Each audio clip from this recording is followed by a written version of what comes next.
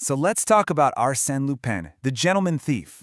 There's this one story that's supposed to be the key to his entire character, his wedding. But, with Lupin, nothing is ever that simple. Because when you actually go looking for the story of his marriage, you don't find one, you find two. And they are completely, totally different. So let's untangle this thing and figure out who the real man behind the legend is. Okay, so picture this. For the very first time, Arsène Lupin, the master of 1,000 faces, has found something real. He is about to marry the woman he truly loves. He's actually ready to hang it all up, to leave the criminal life behind for good. Everything is finally perfect. And then, in a heartbeat, that whole dream is just obliterated. This isn't just a heist gone wrong. This is the total annihilation of his one shot at a normal, happy life. And this one moment, well, it's going to define him forever. To really get to the soul of Arsène Lupin, we have to start with the story that completely broke him. This is the one that everyone agrees is the definitive, tragic account of what happened on his wedding day. What's so fascinating about this version of the story is that it's not famous for some brilliant trick or impossible heist. No, it's a masterpiece because of its raw, emotional punch. It's actually that dark sequel to a much happier story, The Wedding Ring, and it brutally answers the question, can a guy like Lupin ever really escape his past? The story is just devastating. Lupin is literally at the altar, happier than he's ever been. And then, out of nowhere, a ghost from his past shows up, a former partner looking for revenge. A weapon is drawn, but in that split second, his fiancée throws herself in front of him. She collapses and dies right there in his arms. The wedding becomes a funeral. And that line says it all, doesn't it?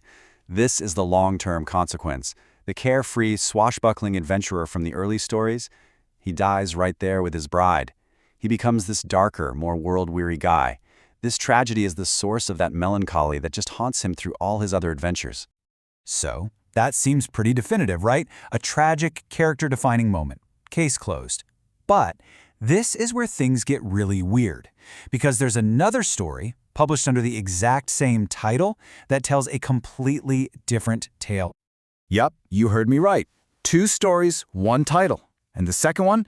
It's not a tragedy at all. In fact, it's one of Lupin's most audacious and, frankly, hilarious capers.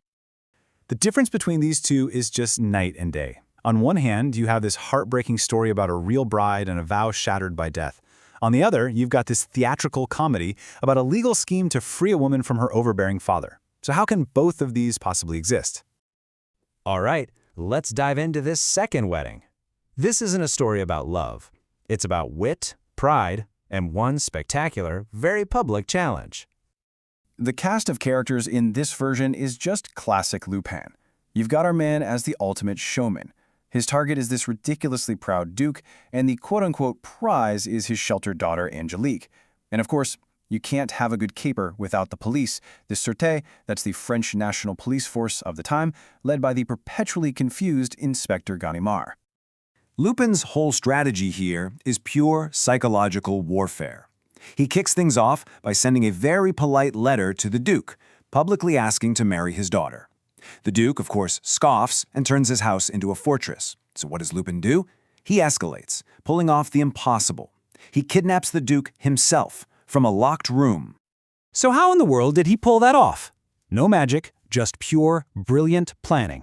He disguised himself as a servant, used a hidden service passage to sneak the Duke out, left a dummy in the bed to fool the guards for a little while, and had a car waiting for a clean getaway.